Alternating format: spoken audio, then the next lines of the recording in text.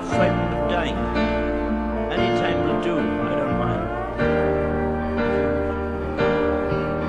Why should I be frightened of dying? There's no reason for it. You've got to go sometime.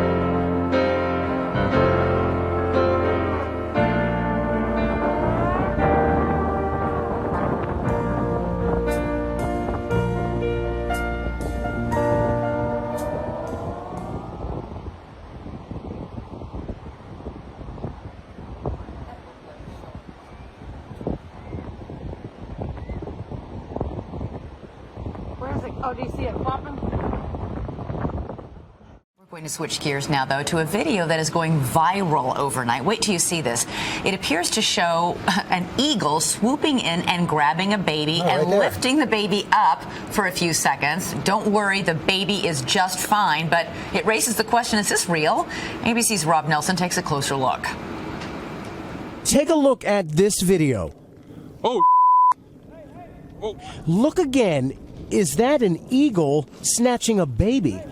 Oh. In this video that has gone viral overnight, watch as this bird, thought to be a golden eagle in a park in Montreal, apparently trying to kidnap a child via airmail, carrying it several feet in the air while seemingly stunned onlookers chase after it before dropping its prize and taking off. Maybe its eyes were bigger than its stomach. It sounds like something straight out of a Hitchcock film. Or from the Sandra Bullock movie, The Proposal. Or maybe it's just an angry bird. So, real or fake? The debate is already heated up on the internet. Stupid? Questionable. But one thing is for sure, this video will go down in viral video history. For Good Morning America, Rob Nelson, ABC News, New York. Pterodactyl. As we alluded to, the pterosaur is far from the only dinosaur that's been caught on camera in modern times. These photos also show dinosaurs in action, and in something of a mad coincidence, were also captured in 2014. Seriously, what was going down in 2014? Why did dinosaurs keep popping up? Were they released by someone, created by someone, or was it all just very immersive viral marketing for the 2015 release of Jurassic World? Either way, the photos were taken by a man while his friends and he were on vacation together on Flathead Lake in Montana. At first, the man thought that he was looking at an eagle, and fair enough, that's far more reasonable of an assumption than a pterodactyl. If you saw a giant creature flying through the air, you would probably assume it's an eagle before you assumed it was a pterodactyl. You'd have to be a bit of a lunatic to immediately jump to the conclusion that you'd seen a dinosaur. But the man who took these photos started to notice that the creature he had photographed was far too big to be just an eagle. What a life he's living, huh? He thought that the creature was far too big to be any bird. He came to the conclusion that it simply had to be a dinosaur. He wondered if it might be a pterodactyl or possibly even a pteranodon, a dinosaur that was similar but slightly different to a pterodactyl. The thing in the photos has a long, slender beak and a large, bony crest projecting from the rear of its skull. The beast too looks quite large, and fossil records show that an average adult male pteranodon had a wingspan of around 5.6 meters or 18 feet. Could these photos actually show a real live pteranodon or pterodactyl flying over the skies of Montana? If so, how is it that it's managed to remain undetected up in gliding creature in the sky above? Some do say it could be a kite gliding with someone controlling it on the ground. Well, to me it does look a bit too big to be a kite, so I do think it could be a bird or an eagle gliding in the sky.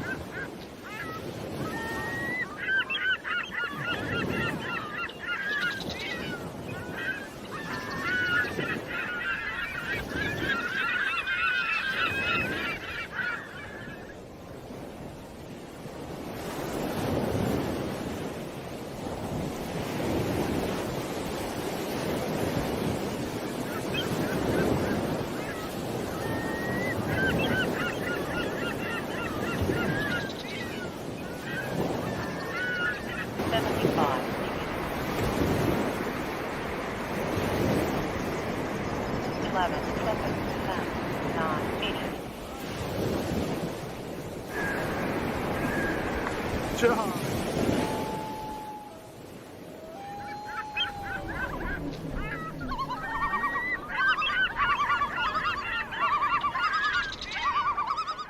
Where there was an episode about a pterosaur that was still found alive by Johnny Quest and his family. But anyway, let's get on to a little bit about the background of what the Thunderbird is.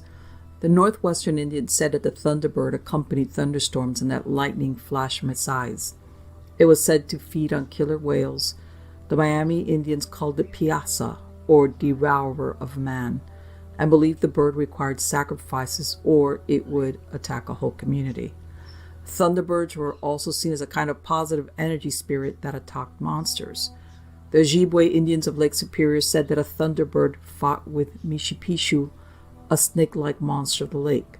The Thunderbird won the battle, and as he took the serpent away in its talons, a crack of thunder and lightning marked the event.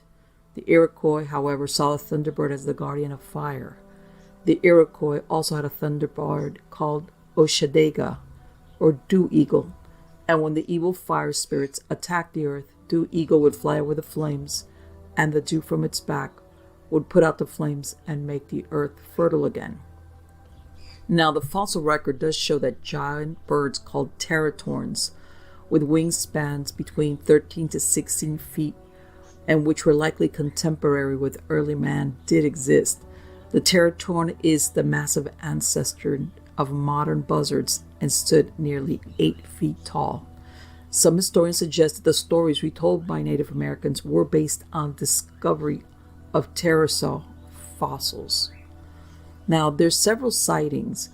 One of the earliest ones dates back to 1890, April 26th of 1890, and it appeared in the Tombstone Epitaph newspaper.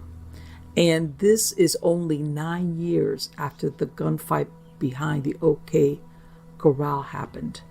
And as a matter of fact, for some time there was even doubt if this piece had actually even been written in the newspaper, but it has been found, and I found it myself, and I'm just going to read a little bit to you of what was described and what some ranchers found in the deserts of Arizona. The headline of the piece reads, "Found in the desert, a strange winged monster discovered and killed on the Huachaca Desert. A winged monster resembling a huge alligator with an extremely elongated tail and an immense pair of wings was found in the desert between the Whetstone and Huachuca Mountains last Sunday by 2 ranchers who were returning home from the Huachucas. The creature was evidently greatly exhausted by a long flight, and when discovered was able to fly but a short distance at a time. After the first shock of wild amazement that passed, the 2 men who were on horseback and armed with Winchester rifles regained sufficient courage to pursue the monster, and after an exciting chase of several miles, succeeded in getting near enough to open fire with their rifles and wounding it. The creature then turned on the men, but owing to its exhausted condition, they were able to keep out of its way, and after a few well-directed shots, the monster partly rolled over and remained motionless. The men cautiously approached, their horses snorting with terror, and found that the creature was dead. They then proceeded to make an examination and found that it measured about 92 feet in length, and the greatest diameter was about 50 inches. The monster had only 2 feet, these being situated a short distance in front of where the wings were joined to the body. The head, as near as they could judge, was about 8 feet long, the jaws being thickly set with strong, sharp teeth. Its eyes were as large as a dinner plate and protruded about halfway from the head. They had some difficulty in measuring the wings as they were partly folded under the body, but finally got one straightened out sufficiently to get a measurement of 78 feet, making the total length from tip to tip about 160 feet.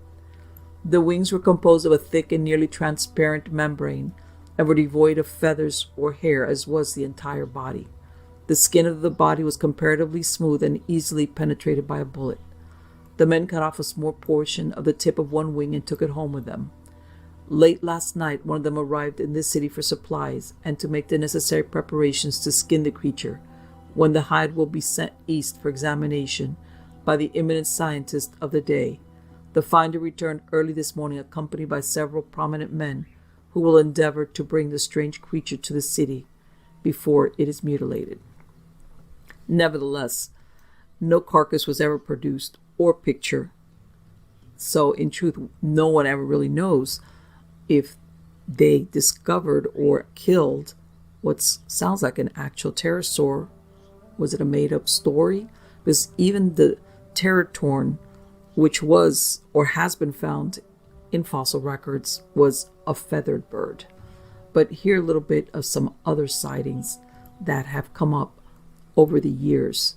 Cryptozoologist Lauren Coleman wrote about a series of sightings in the 1940s. One was dated April 10th, 1948, when 3 individuals in Overland, Illinois, spotted what they originally thought to be a passing plane. But after seeing a large set of flapping wings, they realized this plane was something very different. A few weeks later in Alton, Illinois, a man and his son saw what they described as an enormous bird-like creature with a body shaped like a naval torpedo. The creature was flying at least 500 feet and cast a shadow the same size as a small passenger airplane. Similar sightings around the same time in St. Louis, Missouri, prompted residents to write concerned letters to then St. Louis Mayor Eloy P. Kaufman, demanding that the city do something about these reportedly huge birds. The mayor instructed an administrative assistant to set a trap to catch one of the creatures.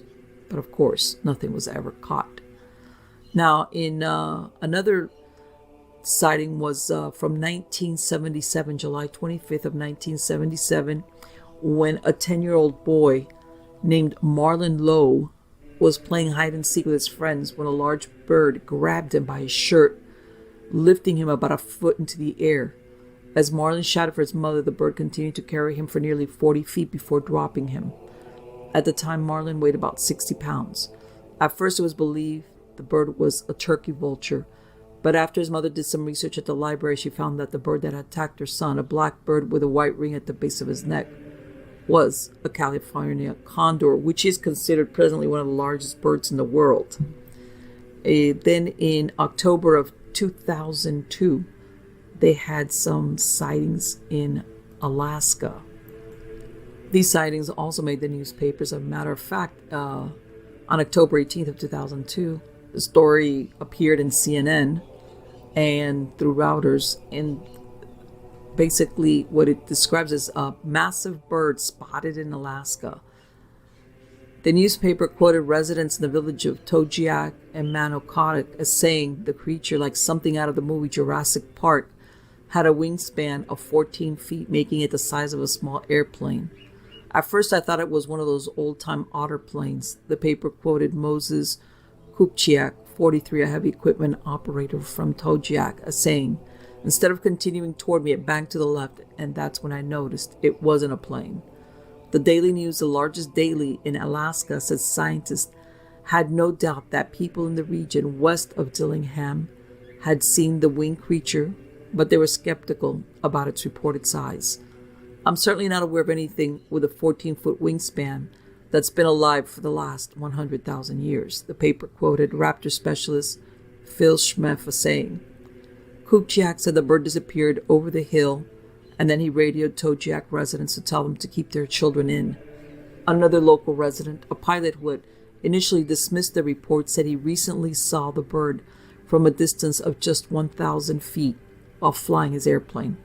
The people in the plane saw him. John Booker was quoted as saying, He's huge. He's really, really big. You wouldn't want to have your children out." Schmeff and Rob McDonald, the U.S. Fish and Wildlife Service, said there have been several sightings over the past year and a half of a Steller's eagle, a fish-eating bird that can weigh 20 pounds and have a wingspan of 8 feet. The newspaper reported.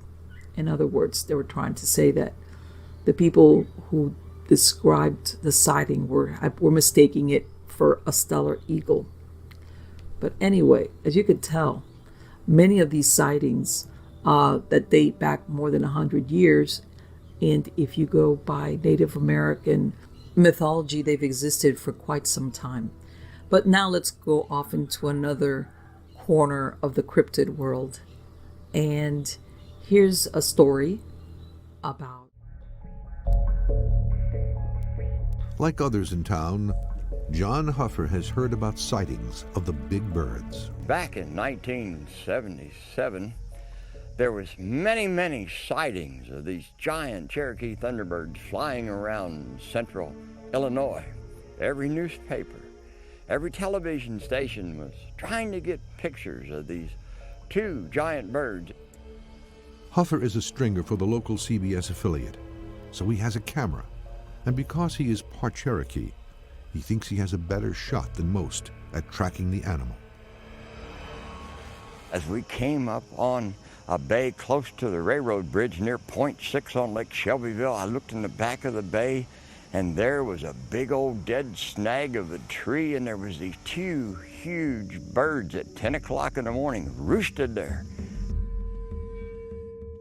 These birds were just absolutely jet black. They had huge necks, and their heads were like old cracked leather. They were clacking to each other with their beaks as they were taking off, and then they flew around and circled over us as I was shooting footage. After the birds fly off, Huffer returns to the TV station. They air his footage, and it is instantly controversial.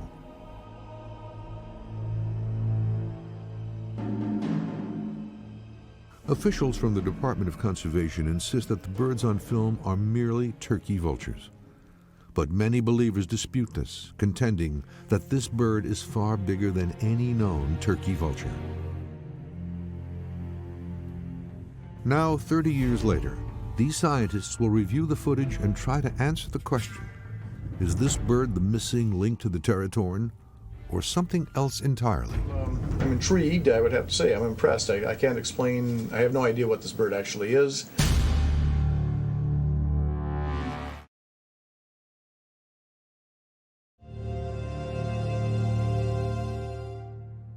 In 1836, Illinois writer John Russell published a story about a horrifying winged, flesh-eating creature that terrorized for centuries the Illini tribe of Native Americans.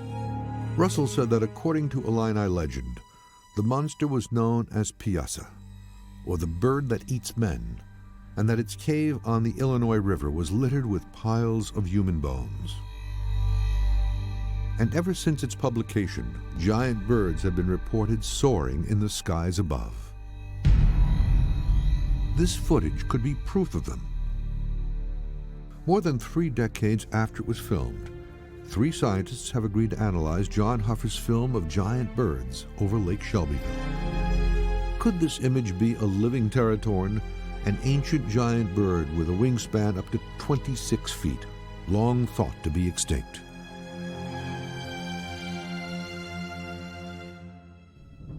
Dr. Mike Wallace at the Zoological Society of San Diego has been studying endangered California condors for over 29 years.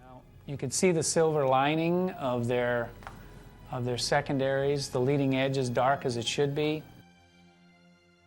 There's just no doubt it's a turkey vulture. Dr. David Hancock is a historian and eagle biologist at the Hancock Wildlife Research Center. There's a shot of a turkey vulture soaring.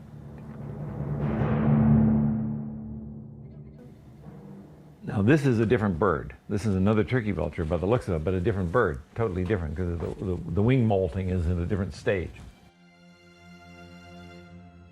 But Dr. Patrick Reddig, the director of the Raptor Center at the University of Minnesota, is less certain. It looks very much larger than an eagle. It looks very much larger than a turkey vulture or a black vulture. I would have to say that it appears to me to be on the proportions of a condor. We have to acknowledge that a very large and exceptionally large undescribed bird was captured on this film. Even among experts, there is no consensus.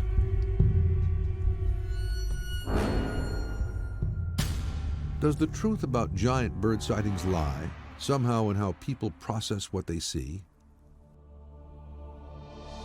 Civil War pterosaur.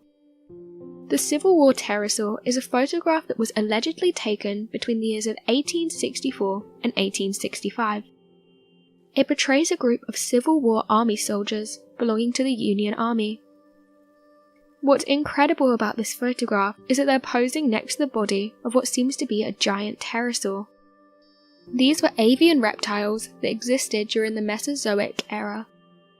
Researchers have said that they lived during the late Triassic and had gone extinct near the end of the Cretaceous, but some don't believe this to be the case. This photo shows a troop of Union soldiers who have allegedly shot down the prehistoric creature somewhere near the town of Vicksburg, Mississippi. However, this animal is almost 60 million years out of place, so the question is, how is this possible? To reveal the truth behind this mystery, we must first uncover where this photo came from. The photo was made known by John Whitcomb and his partner, Clifford Paver. These two men are both young Earth creationists, a religious belief that the Earth and all life on it were created in a literal 6-day span, and that all life found can't date back more than 6,000 years. When Whitcomb and Paver found the photo, they thought it was proof of young Earth creationism, and they dubbed it as the pterosaur photo. Their basic idea was that the bones of dinosaurs that we have found were of those who died during the flood of Noah's time. Because this wasn't as long ago, they state that a few rare dinosaurs, including the flying avian species, could have survived to the modern era. Unsurprisingly, there were some skeptics. Historians in the study of that era came across a discovery that led to the true origin of this photo being discovered. When examining the uniforms of the soldiers in the picture, there were quite a few inaccuracies. The first and most significant problem is the belt buckles. During the Civil War, only officers would be able to wear rectangular belt buckles. This was a sign of their rank, and everyone else would be wearing the enlisted, oval-shaped belt buckle. This caused some to speculate that the photographs are fake. However, those who believe that the creatures exist have pointed to other photos. There seems to be a few images floating around that show people posing next to these giant prehistoric creatures. Short of a body, or some other type of physical hard evidence, videos and photos are typically the best you can hope for in terms of proof when it comes to cryptozoology. Now, usually finding the cryptid to capture on film is the hardest part, but in this case, it seems to be finding the photograph. For a little background, the story goes about as follows. Sometime in the late 19th century, exact years vary, a group of cowboys shot down what is presumed to be a Thunderbird, and after recovering the corpse, posed around its body nailed to a barn. Although this story was published in local papers at the time, it wouldn't attract too much widespread attention until May of 1963, when Jack Pearl, writer for the magazine Saga, recounted several Thunderbird encounters from the decade, as well as the story from the 1800s, placing the events in Tombstone, Arizona in 1886. However, there's one key detail he included, that the newspaper printed a photo of the marksmen surrounding their fallen target. He claimed the photo was published by the Tombstone Epigraph and describes it as follows.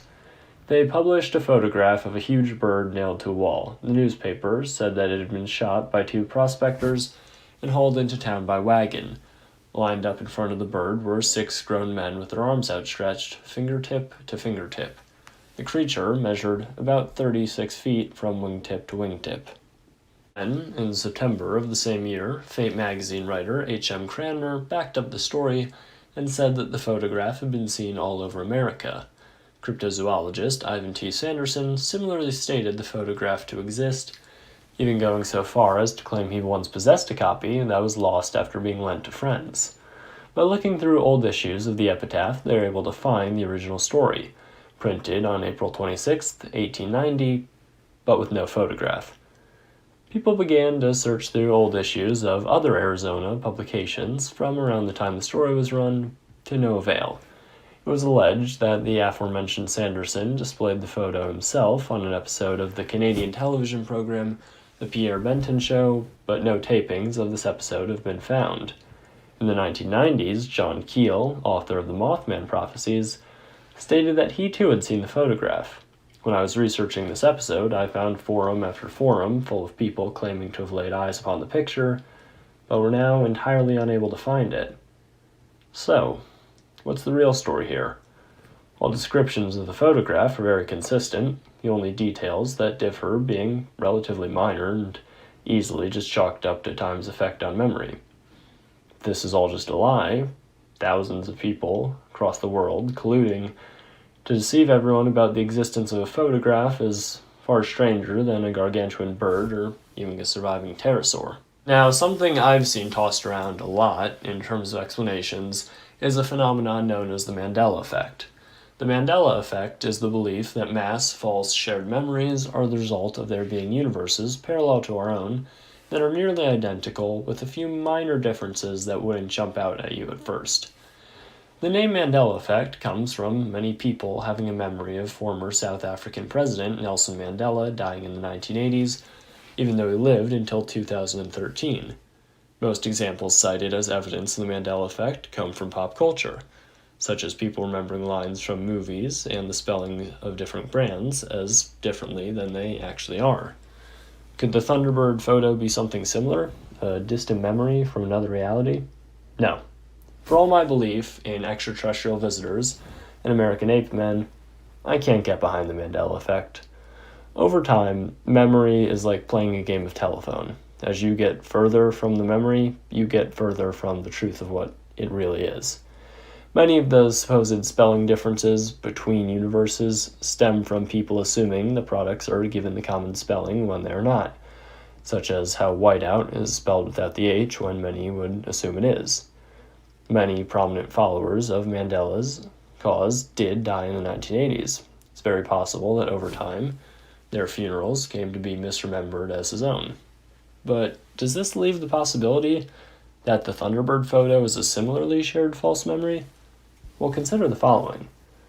All the examples of the Mandela effect come from something being misremembered as differently from what actually it was, not fabricating something new entirely. The Thunderbird photo is a false memory. Where did it come from for so many different people to have such vivid recollections of it? And if it is real, where is it? Throughout time, there have been multiple sightings of the Thunderbird. One of the most bizarre sightings occurred on July 25th, 1977. In Lawndale, Illinois, sometime between 8 o'clock to 9 o'clock p.m., a mother was cleaning up the kitchen while her kids were playing outside. While cleaning, she heard a scream from outside. When she ran outside to see what it was, she saw two massive birds chasing her 10-year-old son, and then one of the birds sunk its claws into the boy's shirt and lifted him up off the ground.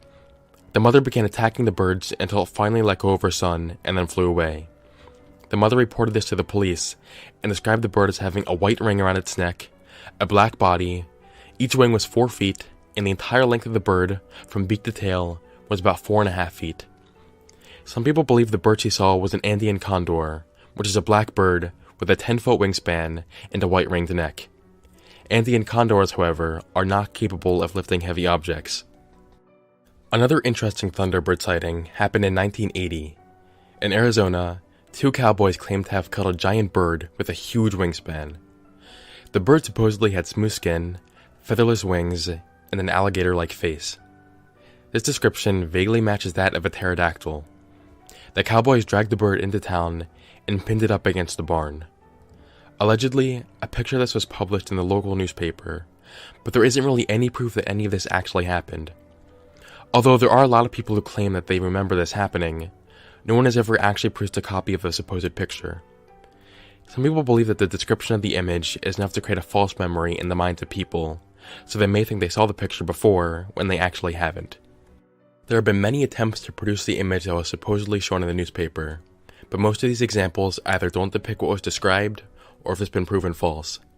This one, for example, is just a museum's recreation of the now extinct bird called Argentavis magnificens, which was a type of teratorn. Its wingspan was about 20 feet, and weighed 176 pounds, and went extinct about 6 to 8 million years ago.